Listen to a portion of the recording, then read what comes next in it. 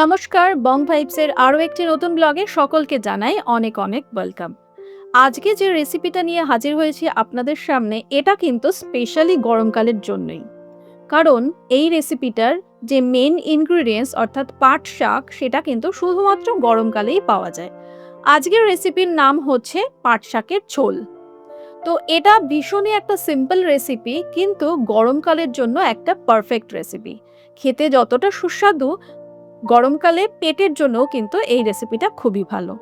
তো চলুন দেখে নিন আমার সাথে কিভাবে বানালাম আজকের এই রেসিপিটা।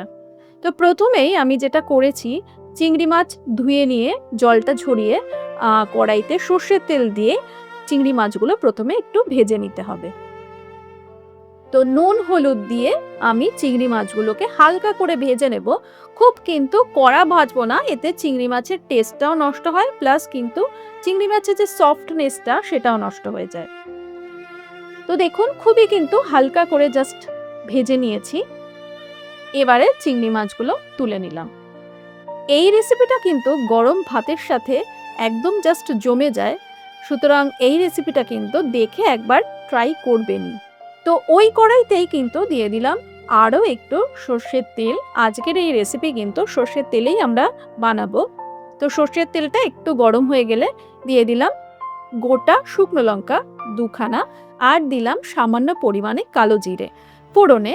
তো ফোড়নটা একটু ভাজা হয়ে গেলে একটা সুন্দর গন্ধ বেরিয়ে আসবে। তো এরপর যেটা করতে হবে, আমি এখানে একটা ছোট সাইজের পেঁয়াজ কুচি করে ফোড়নের মধ্যে দিয়ে দিলাম। পাট শাকের এই ঝোলটা বানানোর সময় কিন্তু যদি পেঁয়াজ ফোড়নে দেওয়া যায়, তার টেস্টটা আরেকটু বেশি ভালো লাগে। তবে কেউ চাইলে নিরামিষও বানাতেই পারেন, তবে যেহেতু আমিষ অর্থাৎ চিংড়ি মাছ দেওয়া রয়েছে, তাই পেঁয়াজ তো দেওয়াই যায়। তো ফোড়নটা যখন একটু ভাজা হয়ে যাবে, চিংড়ি মাছের একটা সুন্দর কালার চলে আসবে, আমরা এখানে লম্বা লম্বা পাতলা পাতলা করে কেটে রেখেছি আলু, সেটা দিয়ে দিলাম ভাজতে। দিয়ে দিলাম সামান্য পরিমাণে নুন আর হলুদ।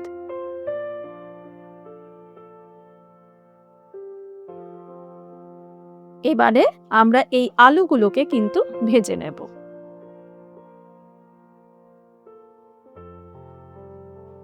তো আলু কিন্তু ভাজা হয়ে গেছে, সাথে পেঁয়াজগুলো কিন্তু বেশ সুন্দর একটা কালার চলে এসেছে। তো এই পর্যায়ে আমি এখানে দিয়েছি হাফ চামচ মতন আদা কুচি। তো তেমন মশলার কিন্তু ব্যবহার একদমই নেই। বেশি মশলা দিলে কিন্তু পাট শাকের যে ফ্লেভারটা, যে গন্ধটা, সেটা নষ্ট হয়ে যায়। কারণ পাট শাকের নিজস্ব একটা গন্ধ, একটা স্বাদ, একটা ফ্লেভার আছে। তো বেশি মশলা দিলে সেটা কিন্তু নষ্ট হয়ে যেতে পারে।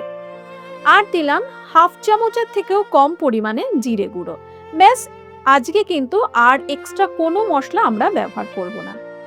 এবারে দিয়ে দিলাম আমি এখানে হালকা কুচো করে রাখা, মানে একদম মানে বেশি কুচো আমরা করব না পাট শাকটাকে, হালকা কুচো সেই অবস্থায় কিন্তু পাট শাকটা দিয়ে দিলাম। তবে আগেই কিন্তু ধুয়ে তবে পাট শাকটা কাটবেন, তাহলে কিন্তু পাট শাকের যে একটা লতলতানি ভাব থাকে, সেটা কিন্তু এই রান্নাটার মধ্যে বেশি আসবে না। তো পাট শাকটা দেখে মনে হচ্ছিল অনেকটা পরিমাণ, কিন্তু রান্না করার সময় কিন্তু একদমই কমে গেল। তো যাই হোক, আমরা এবারে দিয়ে দিলাম স্বাদ মতো নুন। তো নুন যেহেতু আমরা প্রথম থেকেই অল্প অল্প করে ব্যবহার করছিলাম, তো নুনটা একটু বুঝে শুনে আমাদের ব্যবহার করতে হবে। পাট শাকটা একটু যখন আমরা ভেজে নিয়েছি মশলার সাথে, তারপরেই দিয়ে দিয়েছি আন্দাজ মতন জল। কে কতটা গ্রেভি রাখবেন সেই হিসাবে কিন্তু জলটা ব্যবহার করবেন। তবে যেহেতু ঝোল, তো সেক্ষেত্রে জলটা একটু বেশি দেওয়াটাই কিন্তু ভালো। আমরা কিন্তু ঢাকনা দিয়ে দিয়ে এটা রান্না করেছি। আলুটা সেদ্ধ হতে হবে, পাট শাকটাও সেদ্ধ হতে হবে। তো একদম শেষের দিকে মোটামুটি যখন সেদ্ধ হয়ে যাবে সবকিছুই, দিয়ে দিয়েছি ভেজে রাখা চিংড়ি মাছগুলো। ব্যাস, আজকের রেসিপি কিন্তু একদম কমপ্লিট। জাস্ট গরম ভাতের সাথে এনজয় করুন। যদি ভালো লেগে থাকে আজকের রেসিপি, অবশ্যই কিন্তু সাবস্ক্রাইব করে পাশে থাকা বেল আইকন প্রেস করে নেবেন। আমার ভিডিওর নোটিফিকেশন আপনারা পেয়ে যাবেন। নামানোর আগে দিয়ে দিয়েছিলাম কিন্তু সামান্য একটু চিনি, টেস্টটা ব্যালেন্সের জন্য। আর দিয়েছি আমি এখানে কাঁচা লঙ্কা চিড়ে। তো এটাতে কিন্তু রান্নার ফ্লেভারটা আরেকটু বেশি ভালো হয়। তো আজকের রেসিপি এখানেই শেষ। পরবর্তী নতুন কোনো রেসিপি নিয়ে আসছি খুব তাড়াতাড়ি।